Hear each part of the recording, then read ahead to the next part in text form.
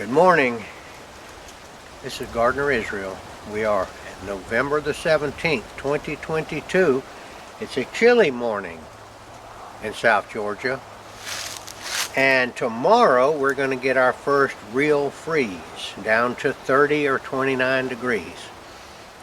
Out here at the cabin working on our deer feeder, which quit working. Now this is one of those Walmart Wildgame, not very expensive feeders. I think I've had it 3 years, and it got to where it wouldn't work good, wouldn't work at all.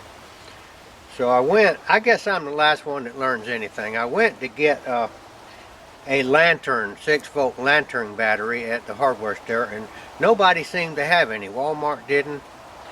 And basically,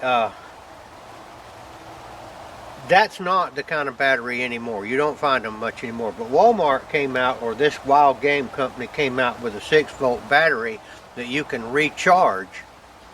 To make a long story short, we bought one of the actual motors at Walmart for like $34. Here it is right here. But this is the old one right here. And it got where it wouldn't work.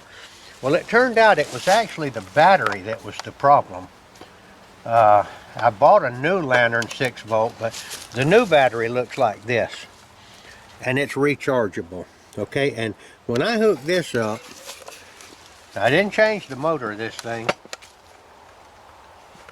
It slung it out like nobody's business. There's a little test button in here that it gives it 10 seconds so you can walk away, but this will throw it out hard enough that it'll put your eye out if you're too close to it. So that solved the problem.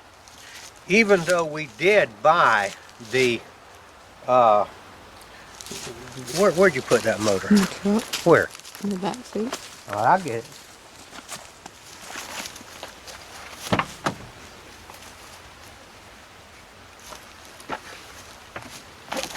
Okay, this is the new drive system or motor that you can buy at Walmart. Now they also have a new style of this feeder which has a different one, but these are still available, relatively inexpensive, but I don't see any point in changing it. We did change one on another feeder we've got the same way, and it worked just fine. Before you go to this trouble right here, I'd go get one of those good new rechargeable 6-volt batteries and a charger to go with it. That might solve your problem. It slings it now. Okay, I'm going to give you a rundown on what I think of it. Okay, this is my 3rd year, I think, having this thing. It holds a lot of corn. I noticed a lot of people on YouTube were complaining because the squirrels ate through it and all that kind of stuff. Well, I haven't had any problem like that. Nothing ate through it. Other people were having problems with hogs knocking them over. I haven't had any problem like that, but if a hog did come along, it could definitely knock it over, because it's not, it's easily knockable over it. I do put some feed on it, treated wood, drill some holes and do that to make it steady and make it not dig into the ground. This wasn't much over $100 when I bought it. Now they are more now. And I think that this model here has been discontinued, but they have another model that's very similar. It's called Wildgame Innovations. Digital timer motor, spinner plate, mounting hardware, and drop funnel.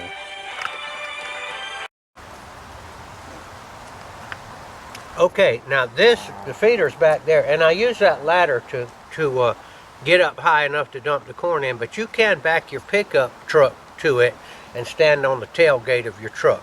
But unless you're a giant, you can't get your corn up there. Now you can also set these lower. Those leg sections are in 3 pieces.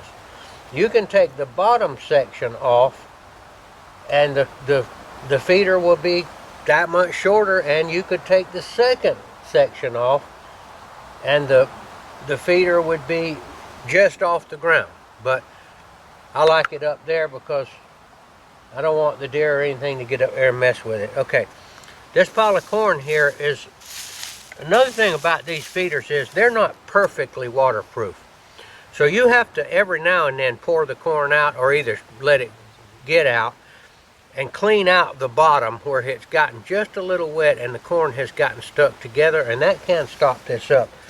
This one here, here's the corn that was in the bottom, and I just got one of the legs and stuck it down in there and cleaned it out. But you see, this has gotten moldy, and it was still putting corn out.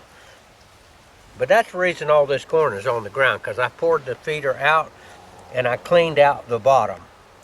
And this right here, I'm not putting this back in there because it's got leaves and all in it, so I'll use this somewhere else. I want to put clean corn in it. All right, the overall impression of this feeder, for the money, in my opinion, unless you've got extenuating circumstances like hogs, squirrels that are wanting to eat everything up, I like it for the money. Yes, it's made in China. The good news is the deer don't know that.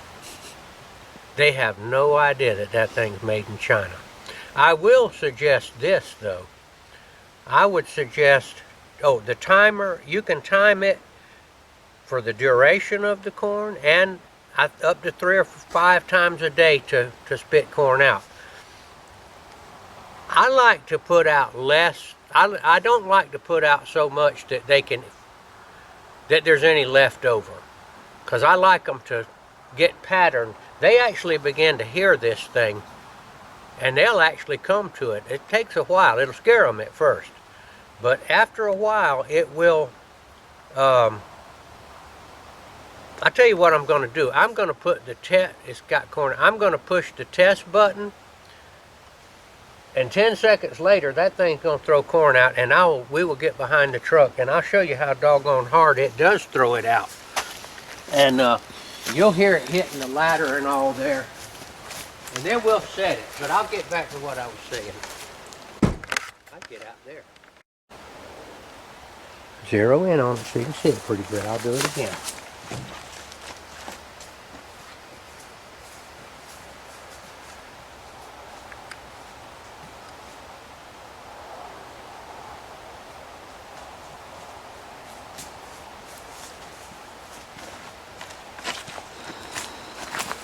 All right, it's fixing to go off. It's making it all the way out here. See it? We're 33 feet away from that thing.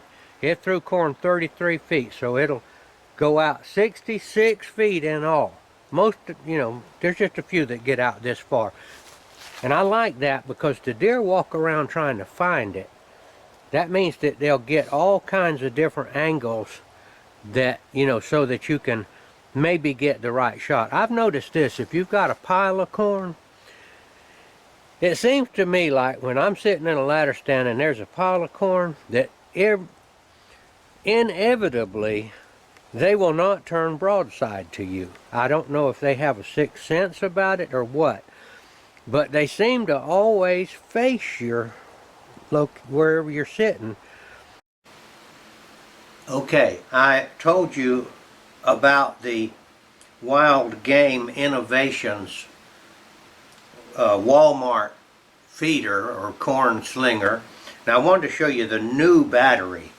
This is the new style battery that Walmart sells for it. Now the old style was one of those 6-volt lantern batteries. Forget it. You can't even hardly find them. This is the battery now, the new battery. Okay, it's long lasting, it's rechargeable, 6 volts, 4.5 amp hours, and 20 hour. Guess where this is made?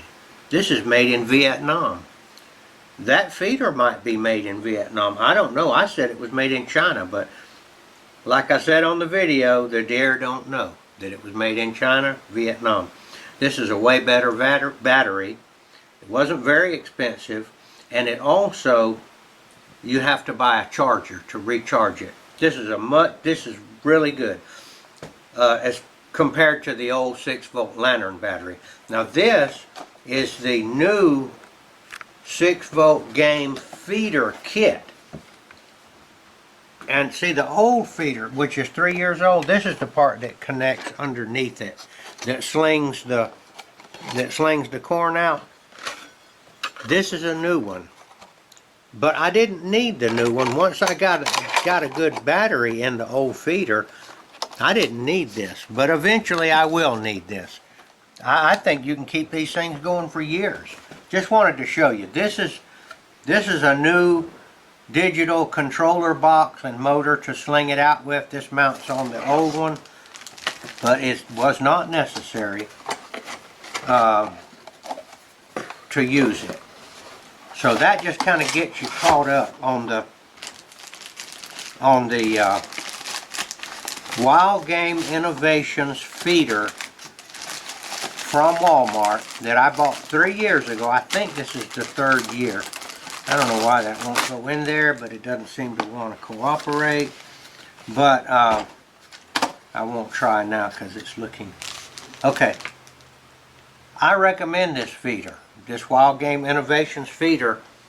This is Gardner Israel, and I'm going to be signing off now.